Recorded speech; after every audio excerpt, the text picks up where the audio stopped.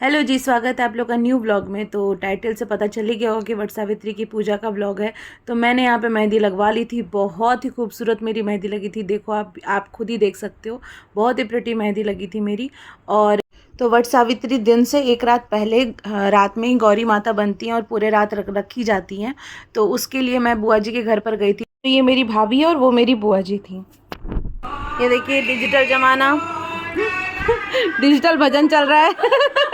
और भजन होते हैं, 5 भजन होते हैं, ब्रह्मा जी के, धर्मराज के, ब्राह्मण के, दुर्गा माता की और शिव जी के। तो यहाँ पे हमारी बुआ जी गौरी माँ बना रही थी। तो जब शादी होती है ना, तो शादी के 5 साल तक बहुत अहम होता है वट सावित्री। उसमें इस तरीके से गौरी बनाई जाती हैं और जिस गौरी की हम पूजा करते हैं हमें वो गौरी भी ले जानी होती है। तो यहाँ पे हमारी बुआ ही बना रही थी गौरी जी, मेरे और भाभी के लिए, दोनों के लिए मतलब बना रही थी वहाँ पे। और वहाँ पे पहले हमने गीत गाया, मतलब हमें तो गीत इतना आता नहीं था, तो कुछ हमने खुद से गाया था और कुछ हमने ऑनलाइन हेल्प ली थी।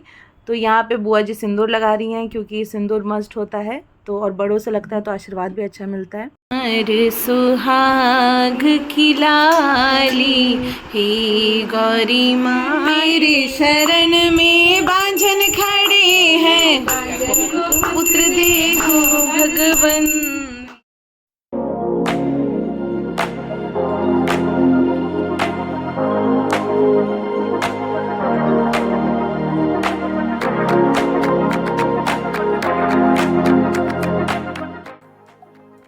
तो यहाँ पे हो चुकी थी मैं फुल ऑन रेडी। आप लोग कमेंट में बताना मैं कैसी लग रही हूँ। ये रही मेरी पोटली, और पोटली में ही खोइछा रखते हैं। मैं आंचल में खोइछा नहीं रखना, मतलब आंचल पे पोटली रख के खोइछा लेती हूँ, कैरी करने में इजी रहता है। तो और हाँ, लुक हमारी अभी इनकम्प्लीट है, चुनरी के बिना लुक बिल्कुल कंप्लीट नहीं होने वाली है। तो हम निकल पड़े थे बुआ जी के घर के लिए, क्योंकि पूजा वहीं पर होनी थी। तो ये रहा मेरा बुआ जी का घर। घर पर जब हम पहुँचे थे तो भैया भाभी भी फुल ऑन रेडी हो चुके थे और भोग भी लग चुका था भगवान को। तो हम भी पहुँच गए थे। तो अब बस ये करना था कि बस अब पूजा को, जो वट सावित्री के बरगद के पेड़ की जो पूजा होती है, बस वो हमें शुरू करनी थी और वो हमें छत पे करनी थी। तो सब हम निकल पड़े छत के लिए। ये एक कलश है, कलश के ऊपर जो कल रात को जो गौरी माता बनी थी वो है, और उसके ऊपर जो हमारी अपनी अपनी जो गौरी माँ है पर्सनल, वो है जिनकी हम डेली पूजा करते हैं। तो वो सबसे ऊपर है।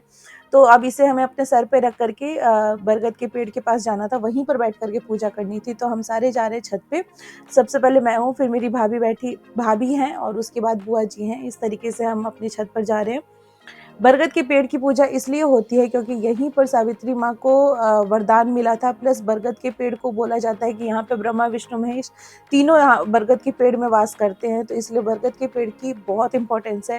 अगर आपके घर में वट सावित्री की पूजा नहीं भी होती है ना, तब पर भी आप बरगद के पेड़ की पूजा कीजिए।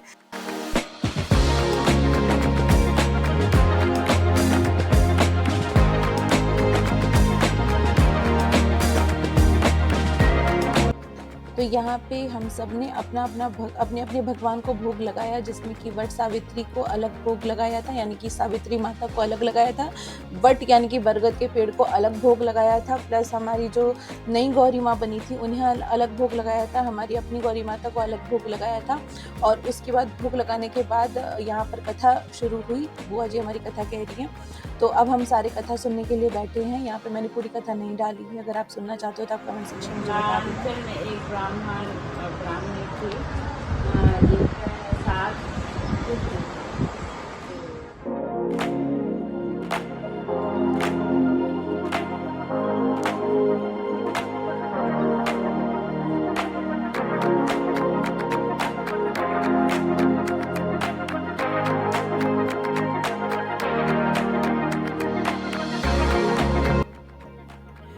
तो यहाँ पे व्रत की कथा तो ख़त्म हो चुकी थी और उसके बाद हम सारे बैठे थे। एक्चुअली जो वट सावित्री की पूजा जो है वो पतिव्रता धर्म का प्रतीक है, और साथ ही साथ ये पति की लंबी उम्र के लिए किया जाता है। जिन्हें संतान नहीं है उन्हें संतान सुख के लिए भी किया जाता है, संतान सुख पाने के लिए भी किया जाता है। तो इस पूजा का तो हमारे संस्कृति में बहुत महत्व है। स्कंद पुराण से चलता आ रहा है ये पूजा, मतलब बहुत ही पुराना रिचुअल है ये हिंदू धर्म का। तो जो भी सुहागन औरतें हैं, अगर आप करना चाहते हैं तो आप इस व्रत को आराम से कर सकते हैं अपनी पति की लंबी उम्र के लिए। साथ ही साथ उन पर कोई भी विपत्ति आने वाली होती है तो वो भी कट जाती है। बरगद के पेड़ में और माता सती में इतनी शक्ति होती है कि ये सारे जो संकट है वो सारे कट जाते हैं। तो यहाँ पे हम सारे अभी यहाँ पे पूजा कंप्लीट करके और अब हम जो बरगद के पेड़ के चारों तरफ एक सूत यानी कि धागा बांधने वाले हैं। ये धागा सभी औरतें जो है रिवॉल्विंग में बांधती है, मतलब बरगद के पेड़ के चारों तरफ रिवॉल्व होकर के बांधती हैं। तो अभी हम वही कंप्लीट कर रहे हैं। एक्चुअली वो बांधना होता है और फिर उसके बाद आम और जल को जो है वो बरगद के पेड़ में समर्पित करना होता है, और साथ ही साथ वो बियन होता है ना, जिसे पंखा कहते हैं, हाथ बियन, हाथ हाथ पंखा, तो उससे बरगद के पेड़ को भी पंखा करना होता है। और ये 5 बार कंप्लीट करने के बाद सेम रिचुअल अपने पति के साथ भी करना होता है, उनके भी चरण को धोना होता है। तो यहाँ पे मेरी बुआ जी भी सबसे पहले तिलक कर रही हैं, पैर धोने के बाद तिलक कर रही हैं, और उसके बाद वो भी पंखा कर रही हैं और आशीर्वाद ले रही है अपने पति का। और सेम टू सेम रिचुअल मैंने भी फॉलो किया था, अपने पति का पैर धोया था पहले, और उसके बाद उन्हें तिलक करने के बाद उन्हें भी मैंने हाथ पंखा किया था और उनका आशीर्वाद लिया था। तो आप सभी जिन्होंने भी ये वीडियो को पूरा देखा, आप सभी को वट सावित्री की पूजा की ढेरों शुभकामनाएं, और भगवान आपके सुहाग को बनाए रखे और आप लोगों पे भी कोई भी संकट आने से पहले ही टल जाए।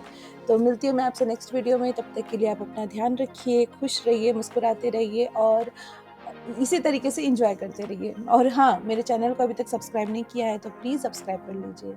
बाय।